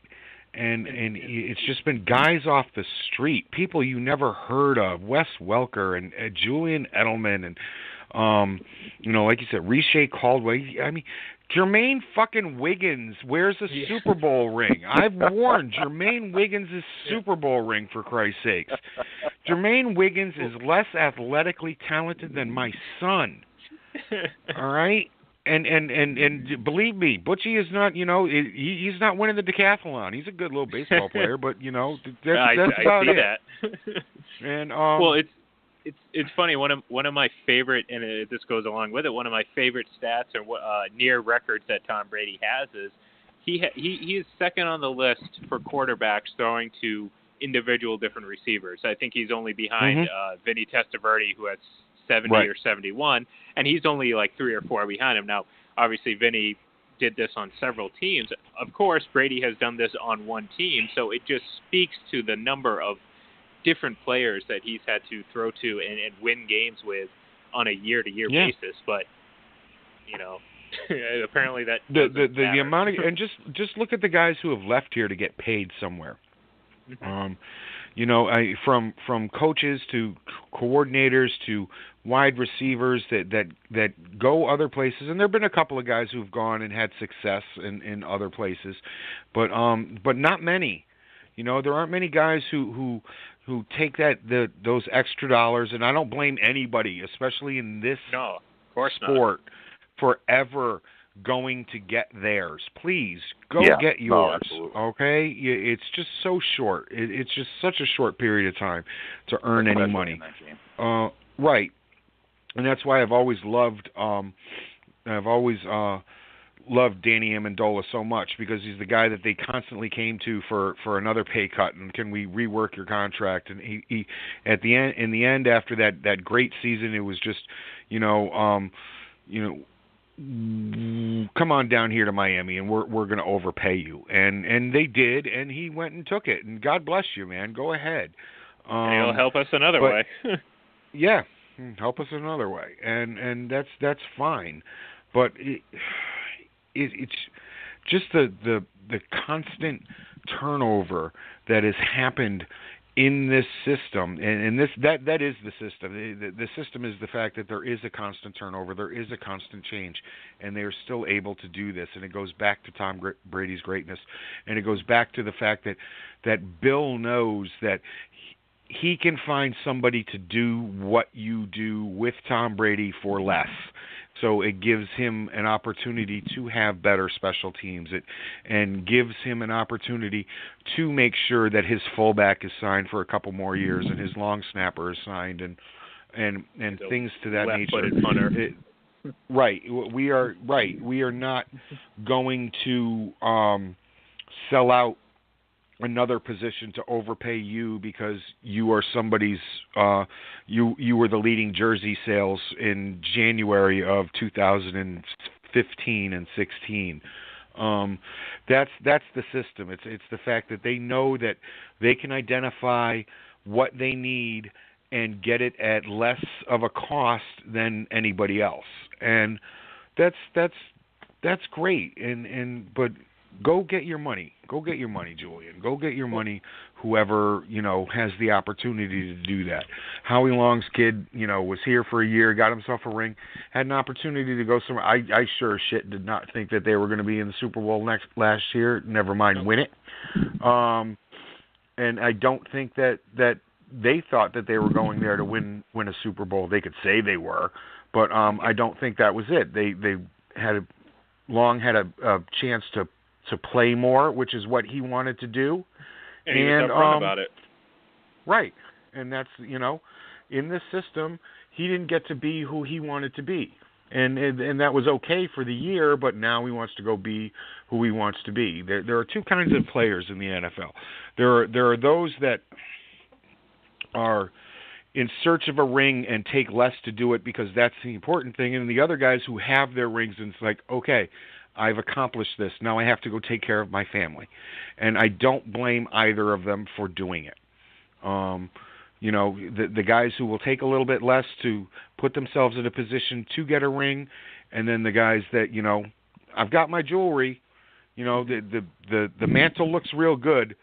When I go to Leahy Health and I've got something to put in the locker, that's great. But now I need to get paid. And that's cool. I have no issue with it.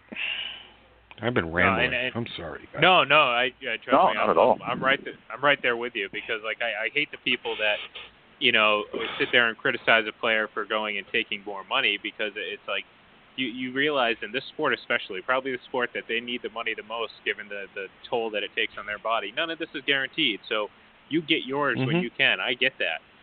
So I'll never knock anyone for doing that. And, for the Patriots, it's just, that's the thing. It's like that's their system. There's a reason why there's likely only going to be 2 players on the NFL's top 100, which, like I say jokingly because it's a terrible list. I mean, right. Tim Tebow was number 100 on that list not too long ago. No so, shit. That tells you all you need to know about that list. But even so, they do pull NFL players, and NFL players seem to believe that there's not a single player outside of Brady and Gronkowski, and then there shouldn't be any doubt in my mind that Tom Brady is the number 1 player on this list. If they try to pull some BS with like Aaron Rodgers or like Aaron Donald, no. Look, the guy's reigning MVP, is the best player in the league. He should be number 1. But there's a reason why they're going to be the only 2 on this list. There's no defensive players. There's no other skilled offensive players. And I think the reason people think that they have a lot of talent is they play a lot of the last few games of the season every year. So they're always in the national spotlight and one of the last things people see. So they see these big games from James White and these other big games from Danny. Look, I love Danny Amendola. His clutchness, it's hard to measure his ability to make the play whenever you needed it.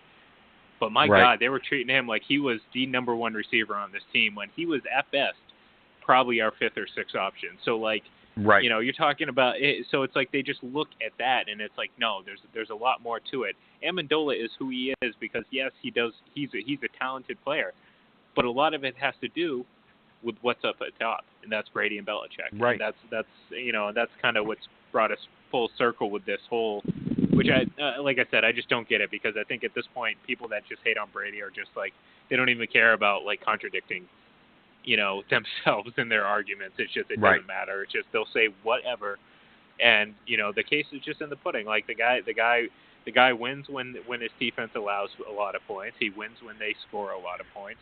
They come back. It's just I don't know. Unfortunately, we're actually winding down. We've actually been talking for well over an hour. So this has been just absolutely fantastic. And I wish we could go longer and longer, but we'll have to save it for next another time. Yes, but anytime you guys want me. I do want to real quick. I do want to know what is your hunch when it comes to the wide receiver position. Who do you think is ultimately going to get the short end of the stick, and who do you think might be a surprise addition to this group when the season starts? Ooh, that's a really, really good question. This is a really deep set of ball players. It's probably deeper at wide receiver than it is at any other position on the field here. And at this point in time, guys, I really don't have an answer for you. I like the kid out of Miami a lot, but he's also somebody that I think is. Why am I blanking on his name? Braxton. Yeah. I like him, and you know, even with Edelman out, if that happens, it can be. So the question is, who could be the surprise that's in, and who could be the surprise that's out? I think Malcolm Mitchell is out, and and it really pains me to do it. I just don't think that he's healthy enough to stay on the field. Yeah. I really don't, and I hope. And don't at me, people, because I hope I'm wrong about this. But you know, Philip Dorsett is out. Riley McCarron, you know, I don't know, but I like Berrios a lot. I love what he brings to the table. If he earns a spot here, then that's fine. I don't know. Would you guys consider Kenny Britt being a surprise if he made this roster?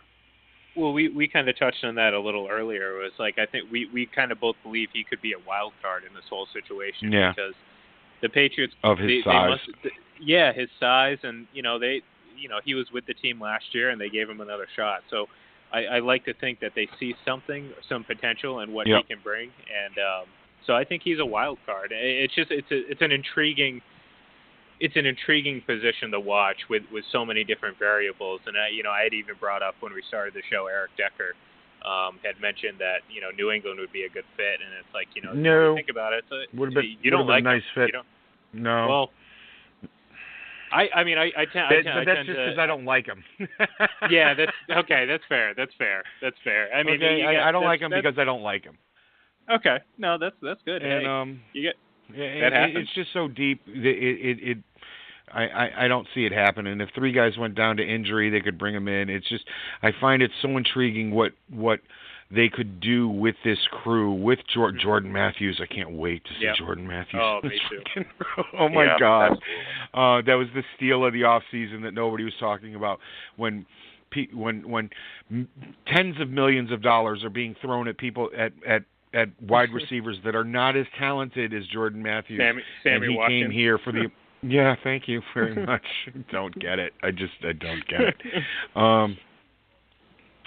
But Hogan's the solid lock. I can't wait to see what Matthews does. Cordell Patterson is just, oh my God, he's so fast. He's so fast, and I was so thrilled when they traded for him, and I was thinking what he and Cooks could do, and like triple option jet sweeps and this and that and the other goddamn thing, and but he's gone, and I still want to see what Patterson's going to be able to do, especially with these new kickback rules. I think that's going to be a lot of fun. Britt, we don't know. Do you want to call Matthew Slater a wide receiver? No, I don't. I consider him a lock, but right. He's a player that will always be on this team. So right. I don't even consider him when I talk about wide receivers. Right.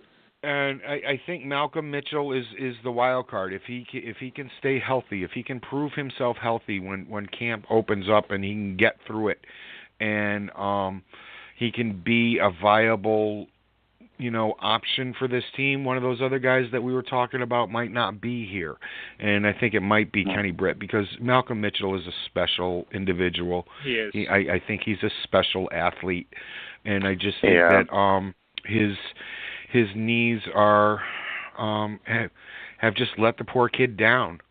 And it's too bad, because he's a special person too, and I do like him a lot.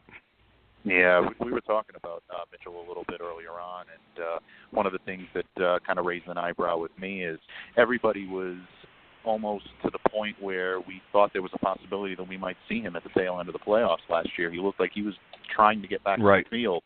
Eventually it didn't work out, and what that told me anyway is that, well, okay, when OTAs and when minicamp comes around, he's going to be out on the field and he's going to be ready to burn it up.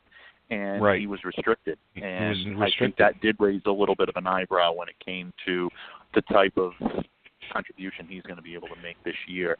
I still hold out hope because, like you said, I think he's such a dynamic talent. I think he knows the system so well. Obviously, he's got a very good chemistry with Tom Brady, and to me, to have to walk away from that is going to be a really painful thing. But if he can't stay healthy, you do make an interesting point. I have Mitchell staying in on the team. I still have him projected as being a member of the team this year, but I think that's an interesting point. It'll definitely be something to watch during training camp for sure. No doubt. And was that it with the position battles that you guys were going to talk about? Yeah, I wanted to get your thoughts because, like I said, we had a wonderful hour and 20-minute conversation. So this has been quite a way to kick off our first show. So I do want to, before we it has been. I'm sorry for taking up so much of your time. No. Look. No, trust me, if we can do this every week, this would be awesome. That's going to be the meat and potatoes of this. I'd don't be worry. happy to. Anytime you guys want me, I'm here for you. Well, we pushed a lot of people to. We even pushed Jerry Seinfeld from the spot to keep you on. So we make we make accommodations for the people we think deserve it, and you absolutely deserve it. So we do want to say thank you very much. Of course, and we want to obviously thank you for being on the very first episode of this Full Press Coverage Patriots Podcast, one of hopefully many, and we will hopefully have you on as a regular. So anyone out there listening, you can follow Murph. He is on Twitter at TMurph207, and definitely at him about anything that he said this episode. He welcomes it with big open green arms. So go ahead and yes. So go ahead and follow him. And once again, I want to say thank you, Murph. And anytime, you are more than welcome to join the show, and we will we'll talk some educated Patriots talk. There you go. Thank you, guys. Always a pleasure. Always a pleasure, my friend. You take care. Thanks, Murph. Have a great night. I like to play him off a little bit with a little music from the Hulk, because it is kind of sad. Now that he's leaving, and it's kind of that soothing, calming, effect that kind of, you picture him riding off in the sunset. Well, we did just get our blood boiling there, talking some crazy Patriots theories. So that was a good way to kind of calm things down. But yeah, no, that hour and 20 minutes flew by. We are down to our just final few minutes here, and we do. Unfortunately, we obviously didn't get to any calls today, but in the future, obviously, every week we are going to be on Wednesday, 7 to 9. You can catch us on obviously on fullpresscoverage.com, and then we'll share the link. We'll tweet it out, do all that.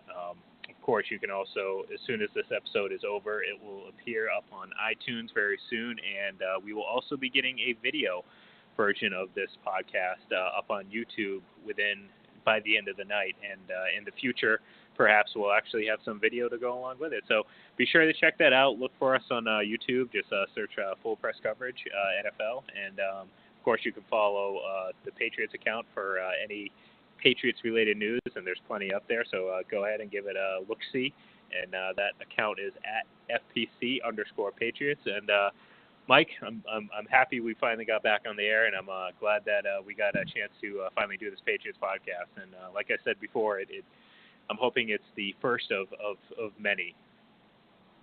Definitely. Always honored to share the microphone with you, my friend. We look forward to it. The Patriots season is nearly upon us.